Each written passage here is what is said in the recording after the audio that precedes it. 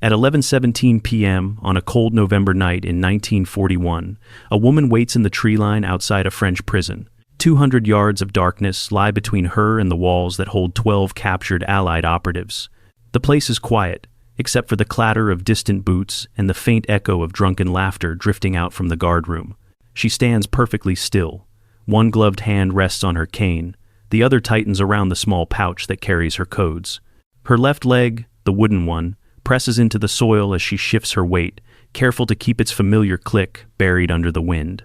She has been hunted across France for more than a year. Posters with a rough sketch of her face hang on street corners. Patrols carry her description in their pockets. Gestapo interrogators whisper about a woman who moves through cities like smoke, always a step ahead, always just out of reach. Tonight she's here because the 12 operatives inside these walls no longer have time. Their interrogations are growing harsher. Their executions are being planned.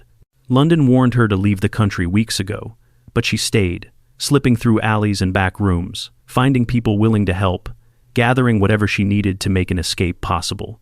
Some of those pieces are already in motion, tools hidden inside care packages, a fence weakened days earlier, a guard shift compromised by a few bottles of rare cognac, hours of quiet preparation carried out under the noses of occupying forces who believe this prison to be untouchable. Across the yard, the lights flicker. The night grows still. The woman takes one slow breath and keeps her eyes fixed on the spot where the prisoners will crawl through the opening she carved herself. Her name is Virginia Hall. Long before the war, Virginia Hall was simply a young woman from Baltimore who refused to live the life others wrote for her. She grew up in a wealthy family. Her mother imagined a predictable future, built around the right marriage and the right social circles. Her father noticed something different in her. A spark, a restlessness, and he encouraged it. He took her hunting, taught her how to shoot, never minded when she showed up covered in mud or scraped from climbing fences. To him, she wasn't supposed to be ladylike. She was supposed to be capable. At school, that side of her only grew stronger. She was restless, curious, and drawn to anything that felt bigger than the narrow path laid out for women in the early 20th century. Her high school yearbook captured it with a line she insisted on, including, "I must have my liberty." It wasn't a slogan, it was a declaration. At 18, Virginia became engaged to a young man from another prominent family, the kind of match that would have kept her right where her mother wanted her. But that vision never felt like hers. After catching him cheating more than once, she ended the engagement, packed her bags, and left for college. It wasn't the respectable choice. It was the one that allowed her to breathe. She went on to study at Radcliffe and Barnard, two of the highest-ranking women's colleges in the country. She chased languages with the same energy she once chased game across fields. German, Italian, French, each one a step toward the future she wanted. Her ambition was clear. She wanted to join the U.S. Foreign Service and represent her country abroad. It was an audacious dream for a woman in the 1920s. Diplomatic posts were almost entirely reserved for men, and the few women allowed in the system were called clerks, not diplomats. Virginia didn't care about the odds. She believed she could outwork them. Her education took her across Europe, Germany, France, Austria, where she witnessed the rise of fascism with her own eyes. She watched Mussolini consolidate power. She saw the early spread of Nazi ideology. She understood, years before most Americans did, just how dangerous the world was becoming. When she returned home in 1929, the country changed almost overnight. The stock market collapsed. The Great Depression began grinding down cities and families across the nation. Her own father lost nearly everything he had spent years building. Within 2 years, he was gone. Losing her father, the one person who always encouraged her independence, hardened her determination to build a different kind of life. She applied to the State Department, took the Foreign Service exam, and scored higher than most of the men competing for the same positions. But the institution that claimed to value excellence didn't value her. The first rejection came quickly, followed by others that made less and less sense. Still, she kept going. She never let the door fully close. Even as she accepted junior postings abroad as a clerk, the goal remained constant. She was meant to serve her country, not file its paperwork. In 1933, while stationed in Turkey, Virginia Hall was finally in a place where it felt like her career might turn. She had transferred away from a hostile embassy environment, she was closer to the outdoor life she loved, and she was preparing for another shot at the Foreign Service exam. She spent her off hours exploring the countryside, hunting with friends the way she once did with her father. During one of those trips, she climbed a fence stretching across the marshland her group was crossing. The shotgun her father had given her years earlier slipped from her hands. The safety wasn't on, the weapon hit the ground, fired upward, and the blast tore through her left foot. She collapsed instantly, bleeding heavily as her friends carried her toward the nearest medical help they could find. Doctors managed to save her life, but over the following days, an infection set in, spreading faster than the limited medicine of the era could control. Antibiotics were still years away. The surgeons had a single option: amputate the lower part of her leg to stop the infection from reaching the rest of her body. On Christmas Day, they removed everything below her knee. She woke to the reality that nothing in her life would look the same again. Walking would take months to relearn. Running would be nearly impossible. And in the back of her mind, she already knew what this meant for her dreams inside the State Department. The Foreign Service had strict physical requirements, and losing a limb wasn't just a complication, it was disqualifying. Her recovery was long, painful, and isolating. She learned to maneuver with a wooden prosthetic that was heavy and unforgiving. It rubbed her skin raw, especially in the heat. Every step sent a dull ache up her leg, and the sound of the wood striking hard surfaces created a distinctive click she had to adjust her stride to hide. She gave the leg a name, Cuthbert, partly out of humor, partly out of defiance, almost as if turning it into a companion would make the loss feel less permanent. Most people in her position would have set their ambitions aside, or at least scaled them back. The State Department had already rejected her as a fully able-bodied woman. Losing a leg offered them an ironclad excuse to keep her out forever. She knew all of that, but she applied again anyway, determined that her body wouldn't dictate what her mind and skills could do. The rejection letter arrived just as she feared it would, this time citing her disability in plain language. She tried again the next year, and the year after that. Every answer was the same. But while the official doors continued to close, something else was happening beneath the surface. The same stubbornness that drove her to walk again, to regain her balance, to push through a prosthetic that fought her at every turn, was shaping her into someone who would not be stopped by obstacles she didn't choose. The accident hadn't ended her path. It was changing it into something far harder, and eventually far more consequential. By 1940, Europe was already slipping into chaos. Germany had swallowed Poland, then Norway, then Denmark. The speed of the invasions stunned governments that believed they had more time to prepare. Virginia Hall watched all of it from the sidelines, still stuck in roles that never matched her abilities. She was working in a clerical position again, filing papers instead of shaping policy. The State Department continued treating her as if she were a liability instead of an asset, and the diplomatic career she fought for now seemed farther away than ever. But the deeper the crisis in Europe grew, the more she felt the pull to act in some capacity that mattered. Then Germany launched its offensive into France. The assault cut through the French military far faster than anyone expected. Entire units collapsed under the pressure, and civilians flooded the roads trying to escape the advance. With no official path into meaningful service, Virginia created one for herself. She traveled to France and volunteered as an ambulance driver, a job that didn't care about her prosthetic leg or her gender. The only requirement was the willingness to drive toward danger when the shells started falling. She spent long nights navigating roads under bombardment, moving wounded soldiers from the front line to overstretched hospitals farther behind. The work was exhausting and physically brutal, but she kept at it without hesitation. French troops and American observers were surprised to see a civilian woman from the United States driving through artillery zones without flinching. She wasn't trained for combat, didn't have military authority, and didn't carry any weapon. She simply placed herself where she felt she could help and did the job until there was no more job left to do. When France fell and the Germans marched into Paris, her unit dissolved. Refugees streamed south toward what was left of unoccupied territory.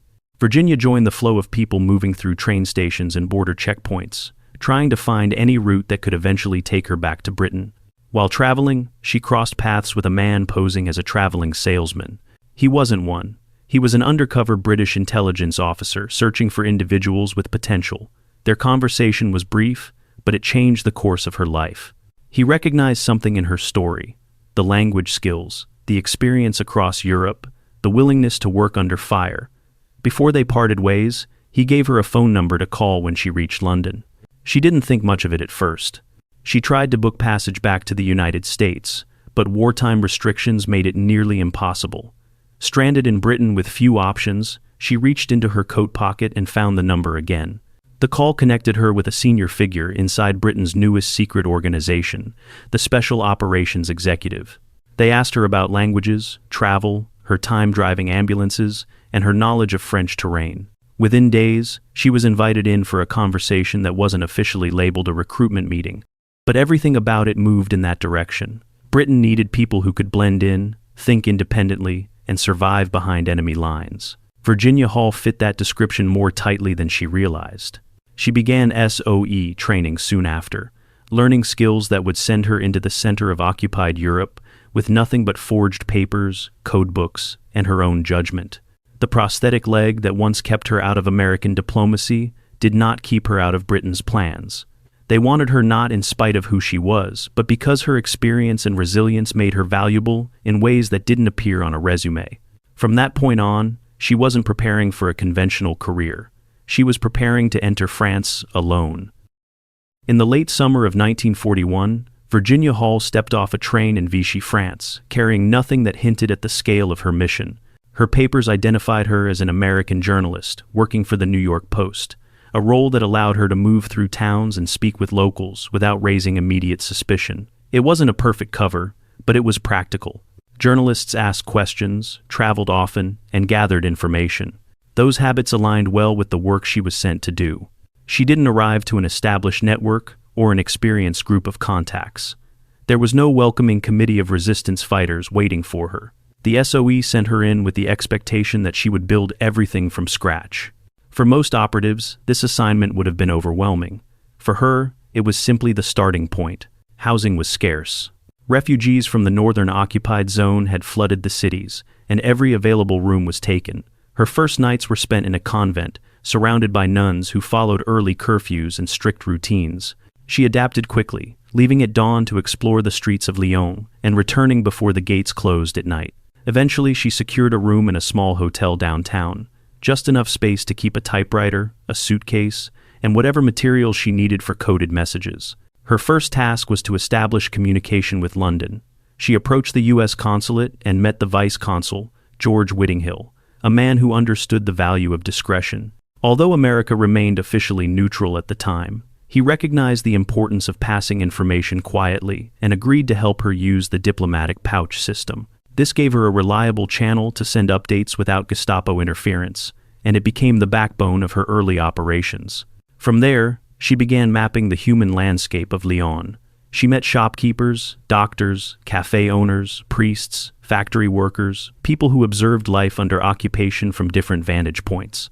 She listened more than she spoke, building trust through small conversations and quiet favors. The city contained individuals who resented the Germans, others who feared them, and a few willing to cooperate. Distinguishing between these groups required patience and intuition, qualities she relied on more heavily than any formal training. Among her earliest and most influential contacts were two people who lived on the edges of respectable society. One was Dr. Jean Rousset, a gynecologist with access to information that moved through his clinic.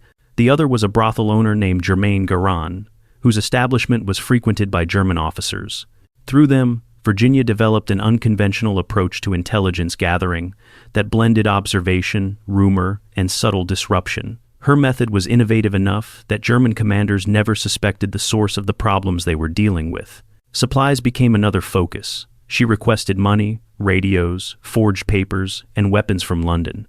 SOE aircraft performed nighttime drops over rural fields, and she coordinated their retrieval with a mixture of local farmers and newly recruited helpers. Each successful drop expanded what she could offer to people resisting the occupation, and each failure risked exposing her work. Over the months that followed, she built what London would later call one of the most effective intelligence networks in southern France. She named it the Heckler Circuit, a lighthearted title that concealed the seriousness of its operations. Reports on troop movements, factory outputs, morale shifts, railway traffic, and Gestapo activity began flowing through her hands. London analysts noticed the consistency and clarity of the material long before they discovered it all came from a single operative. Her presence in Lyon grew stronger with each passing week. Her methods were quiet, patient, and adaptable, allowing her to operate in a city where German surveillance deepened almost daily. The small network she assembled would become the foundation for everything that followed, including the rescue she would later risk her life to attempt. By the fall of 1941, the pressure inside France was building. The Gestapo intensified its presence. Vichy police tightened cooperation with German intelligence, and wireless detection teams roamed the cities in black vans capable of locating radio transmissions with unsettling accuracy. The SOE continued sending new agents into the region, many of them young, hopeful, and unfamiliar with the level of caution required to survive. Their enthusiasm sometimes outweighed their discipline. Virginia relied on the diplomatic pouch for communication, which protected her from the risks associated with radio work. Other SOE agents weren't as fortunate. They transmitted from apartments, barns, basements, and remote fields. Each transmission gave the detection vans a chance to pinpoint their location, and after weeks of activity, the pattern began closing in around several operators.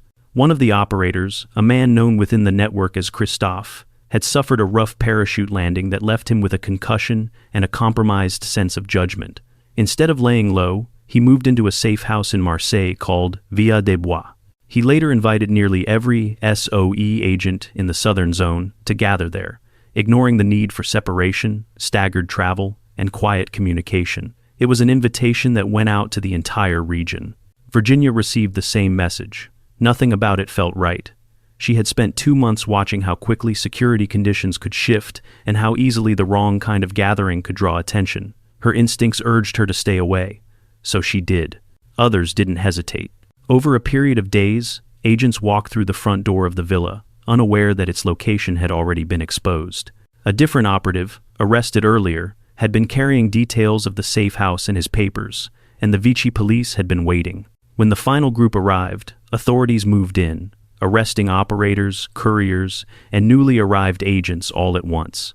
It became known within intelligence circles as the Marseille mousetrap, a devastating misstep that wiped out much of the SOE presence in the region.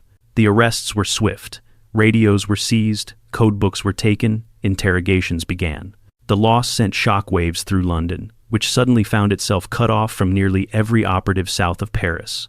The only channel still functioning belonged to Virginia. She learned about the sweep through whispers, incomplete messages, and subtle changes in the way people in Lyon behaved. Cafes that once felt ordinary now contained unfamiliar faces. Patrols paused longer when she walked past. Even the tone of local police interactions shifted. Rumors circulated that German intelligence believed a woman was coordinating activity across the region, though they had no name and no location. London contacted her through the diplomatic pouch, with the same message repeated several times: leave France while escape routes were still open. She read the instructions, acknowledged them, and continued working. Every person taken in the mousetrap operation was someone she knew or had helped. Walking away while they sat in cells didn't feel like an option she could accept. As the effects of the arrest spread, her own pattern of movement had to change. She met fewer contacts in public places, shifted between temporary rooms, and traveled across the city using routes that varied day to day.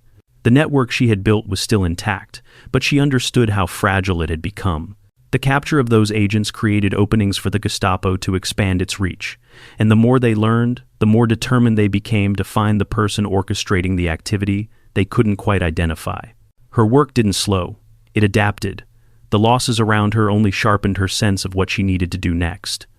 As the search for resistance activity intensified, the Gestapo narrowed its focus. Interrogations from the Marseille arrests produced fragments of description: an American or Canadian woman, fluent French with a slight accent, and a faint irregularity in her gait.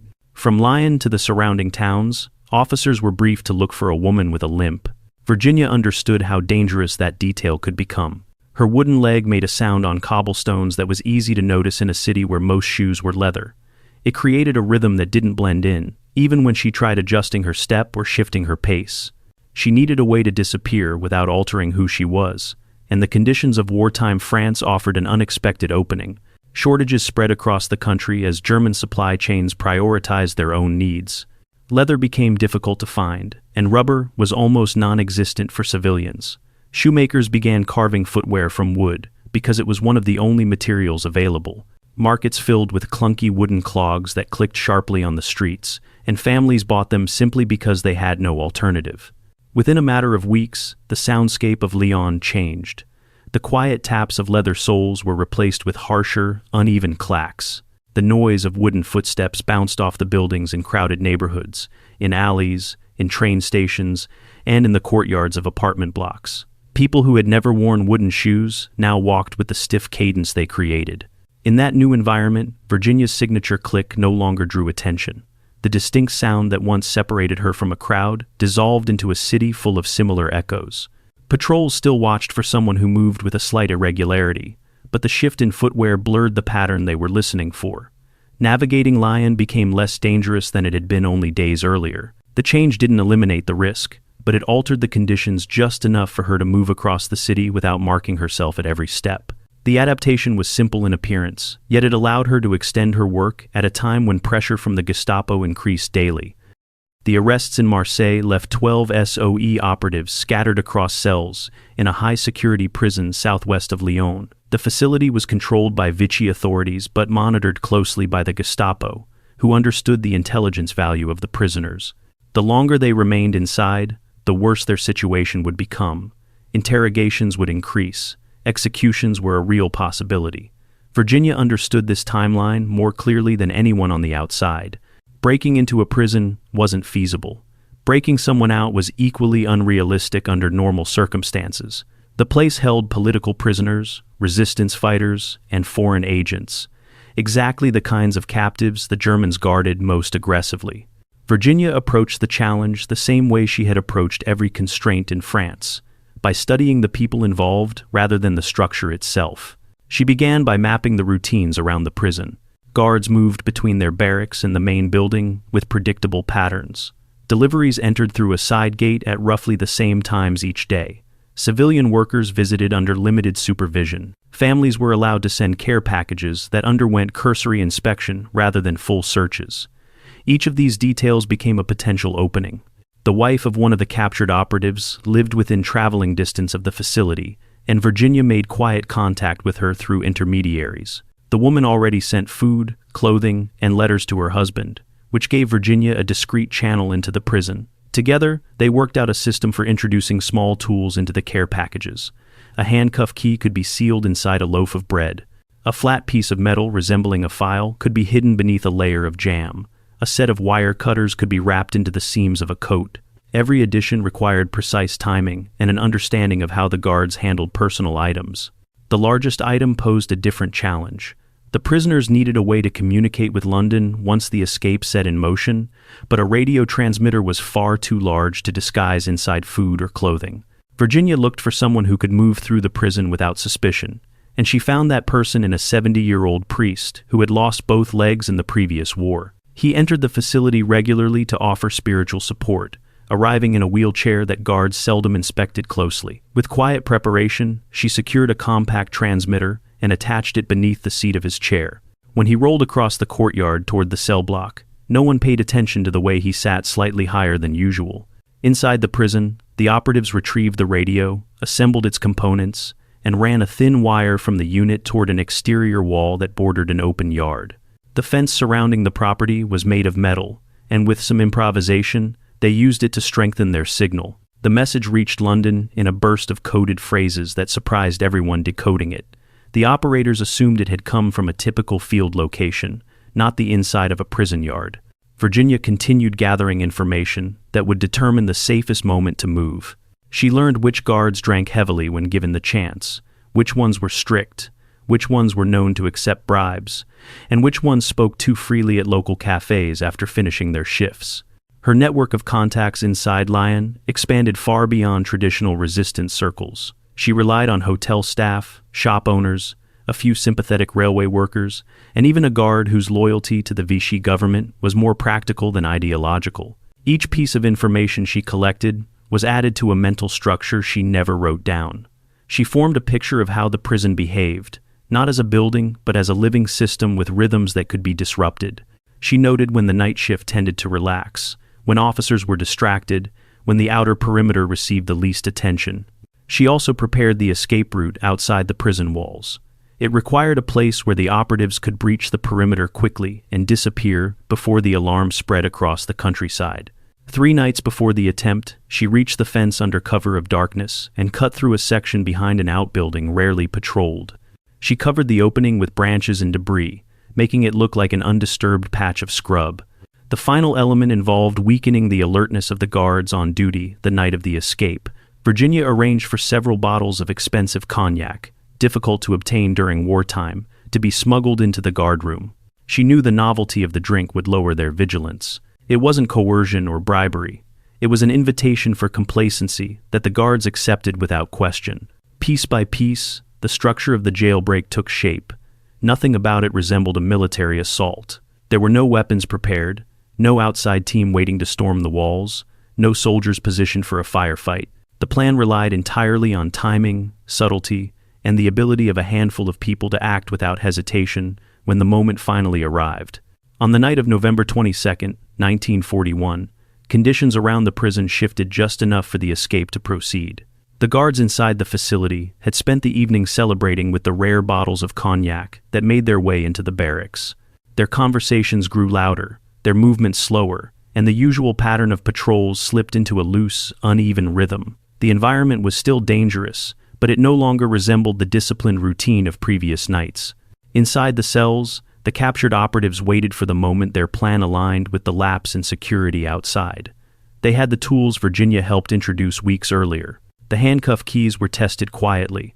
The metal files had worn down the bars in places that guards did not routinely examine, and the improvised screwdrivers loosened small pieces that held the window grates in place. Their preparation had been cautious and deliberate, because any sign of disruption would have ended the attempt before it started. Once the guards settled into their drunken lull, the prisoners began moving in silence. One man eased open the hinges that had been weakened over several nights. Another shifted a section of the cell bars, just enough to create an opening wide enough for a person to slip through. The tools had been passed between cells and portions of bread and clothing, each movement timed with care to avoid detection. They reached the corridor without drawing attention. The guard who normally checked the cells at intervals had fallen asleep in a chair near the officer's desk, the half-empty bottle beside him revealing how quickly the shift had deteriorated. The prisoners moved past him carefully, keeping to the shadows and stepping only on the sections of floor less likely to creak. The older prisoners guided the younger ones through the parts of the building where the risk of noise was highest. The outer hallway brought them closer to the yard. A security door stood between them and the open space, but the key smuggled in weeks earlier turned the lock with a dull click that blended with the muffled sounds from the guardroom. Once outside, they stayed low and hugged the edges of the buildings to avoid the weak lights that cast uneven patches across the ground. The cold air bit through their clothing, but the darkness gave them the cover they needed. Across the yard, the fence stood exactly where Virginia had expected it to be. The cut she made days earlier remained disguised beneath a tangle of branches and debris. Crawling toward it required crossing open ground, and each man moved with deliberate control, pausing at intervals to ensure he wasn't silhouetted by the dim lanterns hanging from posts along the wall. The guards in the nearest tower were distracted, speaking to each other instead of watching the perimeter. Reaching the fence turned the escape from preparation into action. They removed the branches quietly, folding them aside to reveal the narrow opening in the wire. One by one, they slid through, careful not to snag their clothing or tools. The cold soil beneath the fence was compacted from earlier reconnaissance, making it easier to push forward without leaving obvious traces. Those on the outside helped guide the next man through, forming a chain of steady movements that carried everyone beyond the boundary. Virginia waited in the darkness beyond the clearing. She remained still as the group emerged, counting each figure as they slipped under the gap in the fence. Her cane rested against her leg, and the weight of her wooden prosthetic pressed into the ground as she shifted to lead them away from the prison's lights. The urgency of the moment didn't show in her posture. Her focus was on keeping the group quiet and moving in a single direction before the absence of the guards' normal patterns drew attention. She directed them toward a path that wound through a cluster of trees, chosen because it offered natural concealment and avoided the roads where patrols occasionally passed. The escapees moved at a pace that balanced speed with stealth, following Virginia through the terrain she had navigated earlier. Each man carried only what he needed, nothing that would slow him down or create noise. Within minutes, the prison was no longer visible through the branches, and the sounds of its courtyard faded behind them. They reached the first safe house before dawn, a quiet building prepared with supplies, dry clothing, and enough food to sustain the group for the next phase of their journey. The room was dimly lit, and the air smelled faintly of the fire that had been lit hours earlier to warm the space. A handful of local contacts, individuals Virginia trusted, stood ready to assist with the next steps. The operatives removed the worn coats they had used to blend in, set down the tools they no longer needed, and took a brief moment to gather their strength. The escape was not yet complete, but the most vulnerable phase had passed. In the weeks after the jailbreak, Lyon transformed into a city under intense pressure. Additional Gestapo units arrived, checkpoints multiplied, and officers began stopping women who fit even the faintest outline of the description, circulating through German command posts. Virginia managed to disappear into the movement of the city for a short time, but each day brought new signs that the window to leave France was narrowing. The escape routes she had relied on earlier were no longer viable. Border stations tightened inspections, and coastal areas filled with German patrols who questioned anyone trying to move between towns. The one remaining path led south toward the Pyrenees, a range of mountains that divided France from Spain. The journey across them was difficult even for trained hikers in good weather. Winter made the route dangerous, and the cold that year was harsher than most. She traveled toward Perpignan with forged papers that bought her time but couldn't guarantee safety. At the base of the mountain range, she arranged for a local guide, one of the many individuals who assisted refugees and resistance members moving through the Freedom Trail. The guides operated under constant threat, and many would abandon travelers who slowed down, not out of cruelty, but out of fear that lingering too long would bring German patrols onto the route. The climb began in terrain that seemed manageable, with narrow roads giving way to rocky paths where footprints vanished quickly in the wind. As the elevation increased, the temperature dropped, and patches of ice formed on the exposed surfaces. Her wooden leg, durable on flat ground, pressed against her skin in ways that were difficult to ignore in the cold. Each step required a calculation of balance, pressure, and rhythm. The climb demanded physical strength, but even more, it demanded endurance and focus. Radio contact with London continued through short transmissions sent whenever she reached a location with the privacy to do so. In one message, she mentioned that Cuthbert was giving her trouble. The operator on the other end didn't realize she was referring to her prosthetic leg, and his response reflected that misunderstanding. She noted the reply, set it aside, and continued moving. The higher sections of the trail forced her to work against snow that rose past her ankles and wind that cut across the ridges, with enough force to push her off balance. The guide kept a steady pace, pausing occasionally, but never for long. The pressure to cross before daylight forced them to advance through stretches where resting would have been easier, but also far more dangerous. By the second day, her clothing was stiff with cold, and the bindings of her prosthetic had begun to crack from the temperature. She stopped occasionally to retighten them, pressing the straps back into position before continuing up the incline. The physical strain accumulated with each mile, but turning back offered no advantage. The only direction that led to survival was forward. She reached the Spanish side of the mountains in the early hours of the morning. The landscape shifted from steep, icy paths to a downward slope that carried her toward a small border town. Her arrival didn't bring relief. Spanish authorities arrested her almost immediately for crossing without proper documentation, a common outcome for refugees and operatives using that route. She waited in custody until the American embassy intervened and secured her release. Her return to England marked the end of one chapter of her work in France, though she had no interest in slowing down. She had crossed an entire mountain range on a wooden leg in conditions that deterred even experienced hikers, and the urgency that pushed her across those miles did not diminish once she was safely on the other side. When Virginia reached London again, the SOE welcomed her with respect for what she had accomplished, but that respect didn't translate into another mission. Her face was circulating through German intelligence channels, and her limp had become recognizable enough that returning her to France felt too risky. She was reassigned to desk work, far from the environments where she operated best. She accepted the position briefly, completed the tasks assigned to her, and offered guidance where she could, yet none of it matched the urgency she had lived with inside France. Eventually, she decided she wasn't going to wait for SOE leadership to reconsider. She resigned and approached the American Office of Strategic Services, which had grown rapidly since the United States entered the war. The OSS viewed her record with immediate interest. They saw not the limitations emphasized by the State Department, but the results she produced behind enemy lines. Her fluency in multiple languages, her experience in occupied cities, her ability to organize local networks, and her success in coordinating the jailbreak made her an unusual asset. They brought her into a program focused on covert work in preparation for Allied operations in Western Europe. Re-entering France required a new identity strong enough to satisfy German patrols and subtle enough to blend into rural communities. This time, she couldn't rely on her real documents or her American background. Her face was known, her age was known, her gait was known. She needed to become someone who existed far outside the profile the Gestapo was hunting. The OSS assembled a small team skilled in disguise. They aged her face with lines, added gray to her hair, and adjusted her posture until she resembled a woman in her 60s rather than someone in her 30s. A London dentist altered the surface of her teeth, creating the appearance of a life spent doing physical labor in rural settings, instead of one shaped by international travel and formal education. The transformation didn't erase her wooden leg, but it reframed it. A limp on a young American woman drew interest. A limp on an elderly French peasant did not. Her new identity took shape in the form of forged documents that named her as a milkmaid from central France. The role fit the disguise well.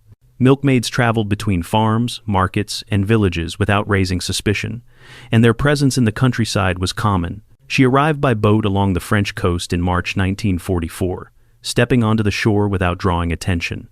The quiet fields and narrow lanes felt different from the urban streets of Lyon, but the underlying tension was familiar. She carried a new radio, new codes, and enough supplies to hold her over until local contacts could form around her presence. The OSS had assigned her to support resistance groups that lacked coordination and resources, but had strong motivation to act against German occupation. Her approach echoed what she had done in the South 2 years earlier. She didn't announce authority. Instead, she listened to local concerns, observed how groups operated, and found the strengths within their disorganization. Farmers, factory workers, and villagers joined pockets of resistance, each with knowledge tied to the landscape, paths hidden from patrols, bridges vulnerable to explosives, communication lines that could be cut where repair crews rarely looked. Over time, she wove these elements into a network capable of responding collectively. Much of her work took place in barns, kitchens, and open fields, always in the voice of the elderly milkmaid she had become. The disguise held because it matched the rhythm of the countryside. Her ability to communicate with London improved now that she had her own wireless equipment. She transmitted requests for explosives, weapons, and radios, and she described where supply drops would have the greatest effect. Aircraft arrived at night, releasing containers that scattered across dark fields. The more accurately she reported, the more effectively the resistance around her could act. By the spring of 1944, the OSS understood that what she was doing in central France was evolving from support work into something with direct influence on how the coming campaign would unfold. Across the central regions of France, small resistance groups tried to disrupt German operations in whatever ways they could. Some carried out isolated acts of sabotage. Others gathered intelligence and passed it through uncertain channels. Their effort was genuine, but without coordination, their impact remained limited. Virginia began working to bring them into alignment through quiet conversations rather than formal commands. Her disguise allowed her to move through rural communities without attracting attention. She collected local knowledge, identified individuals with natural leadership qualities, and suggested ways their actions could support each other instead of overlapping by chance. The idea that separate groups could function as parts of a larger effort took hold gradually, carried by someone who seemed to understand their daily hardships and who appeared to be one of them. The OSS supported her with steady supply drops. Parachutes drifted into fields at night, carrying crates packed with explosives, submachine guns, grenades, medical supplies, and radios. She coordinated the retrievals and distributed the materials according to need. Groups positioned near key rail lines or power stations received equipment for more complex missions. Others focused on roads, bridges, and communication links. As the network grew, she maintained contact with London through regular transmissions. Her reports outlined German troop placements, supply routes, and key junctions in the transport system. She described the terrain in ways that helped Allied planners estimate how quickly reinforcements could move north if an invasion occurred. Her information fed into assessments that shaped the timing and strategy of the assault on Normandy.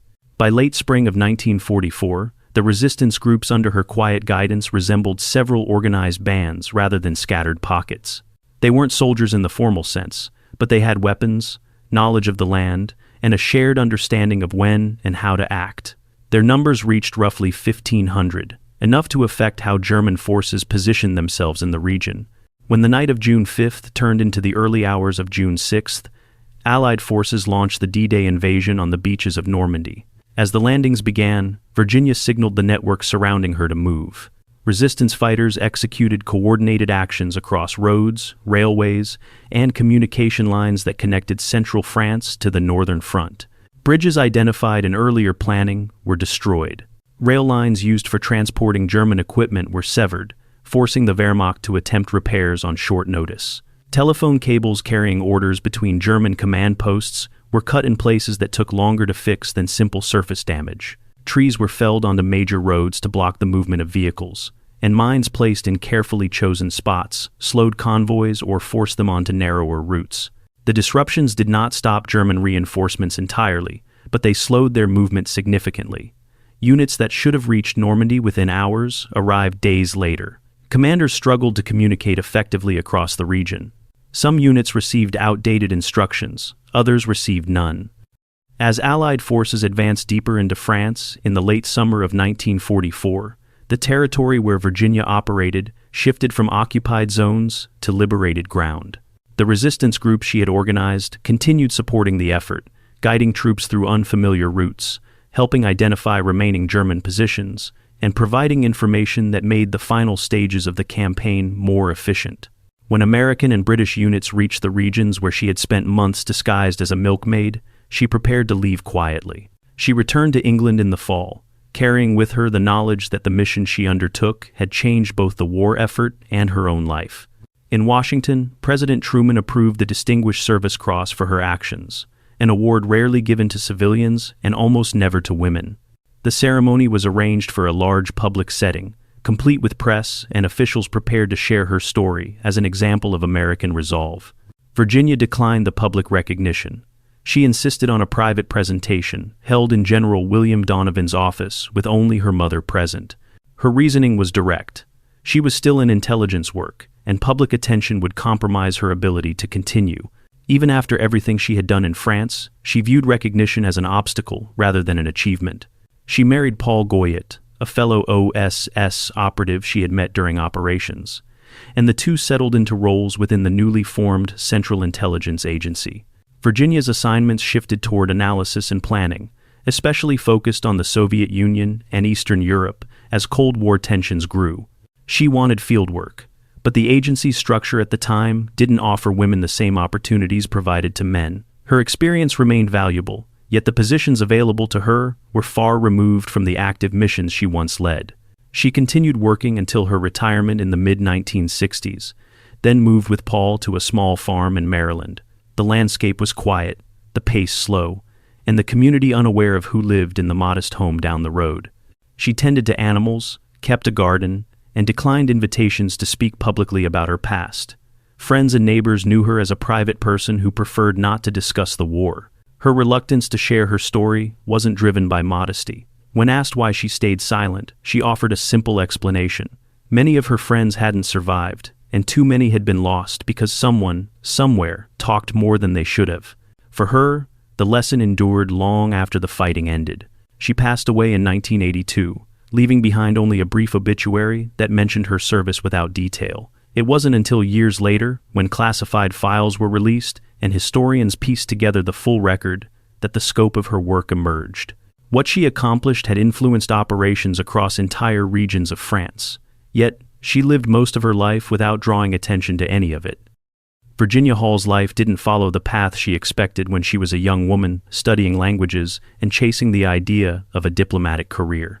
Every institution that evaluated her potential saw limitations, first because she was a woman, then because she was an amputee, and later because she didn't fit the standard image of an intelligence officer.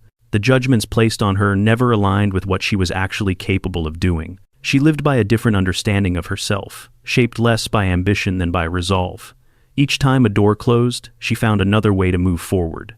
The path she created led her into the places most people avoided, from occupied cities to remote mountain passes, and into the lives of people who trusted her long before they knew her true identity. Much of what she achieved happened quietly, without the recognition offered to others in similar roles. Her work altered the movement of armies, shaped the timing of operations, and gave hundreds of resistance fighters the structure they needed to act effectively. None of it came from a formal title or authority. It came from an instinctive ability to see what needed to be done, and a determination to keep going when others stepped back. Her story remained hidden for decades, not because it lacked significance, but because she chose to live without calling attention to herself. In the history of intelligence work, few individuals match the combination of skill, independence, and resilience she carried into every part of her mission. The legacy she left behind is found not in public recognition, but in the impact she made during a moment in history when the world depended on people willing to do difficult things without asking for credit.